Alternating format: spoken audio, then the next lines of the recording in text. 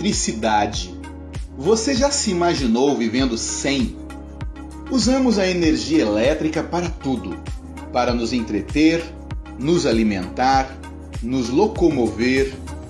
Mas quando essa história de amor começou?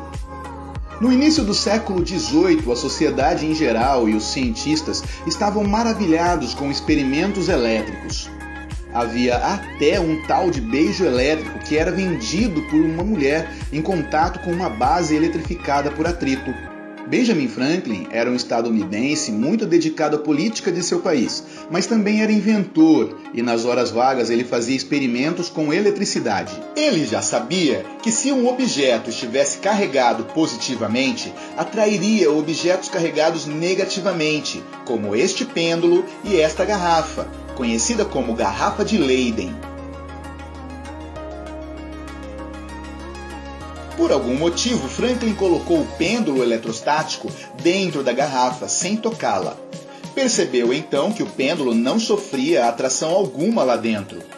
Intrigado, escreveu uma carta para Charles Augustin de Coulomb, que era um físico e militar francês. Coulomb repetiu o experimento de Franklin e viu a mesma coisa. Então lembrou-se que Isaac Newton havia escrito 60 anos antes que dentro de um planeta oco não haveria força de atração gravitacional.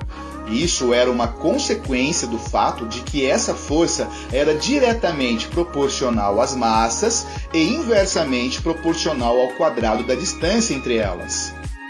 Coulomb pensou que poderia se dar o mesmo com as cargas elétricas. A força elétrica seria diretamente proporcional às quantidades de cargas elétricas e inversamente proporcional ao quadrado da distância entre elas. Para provar isso, ele inventou uma balança muito precisa para aferir forças muito pequenas, que consistia em um objeto em equilíbrio pendurado por um fio bem fino.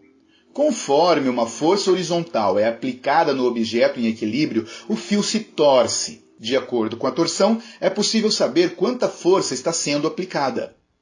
Coulomb verificou a força elétrica entre duas cargas elétricas iguais, colocadas a certa distância uma da outra.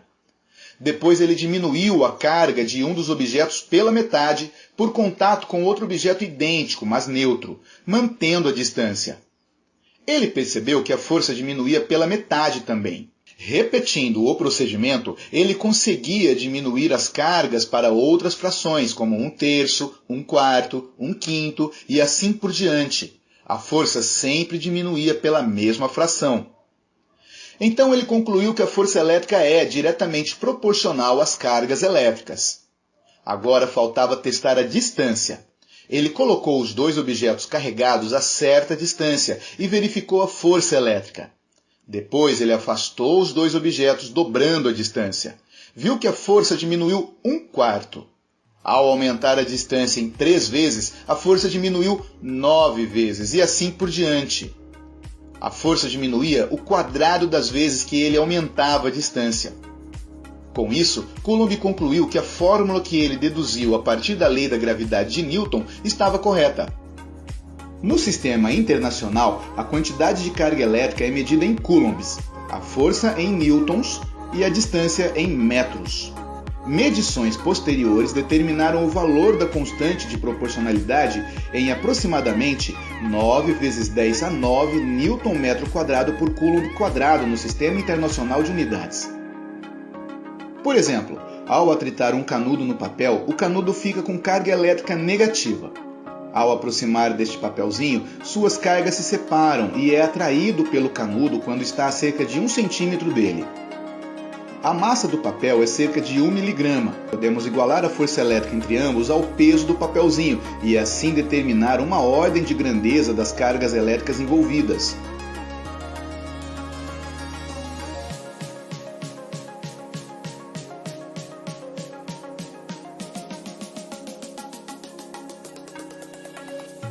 Note que a carga está na ordem de 10 a menos 9 coulomb, ou seja, nanocoulombs, e sua força já é perceptível, mesmo com uma quantidade tão pequena de carga.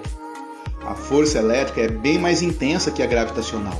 Já um raio, durante uma tempestade, pode conter até mesmo 40 coulombs de carga elétrica transferida entre a nuvem e o solo. Mas isso é assunto para outra aula. Muito obrigado por ter assistido o vídeo. Não se esqueça de se inscrever no canal. Lembre-se de compartilhar o vídeo com seus amigos, com os estudantes de física e com os curiosos. Obrigado, até a próxima!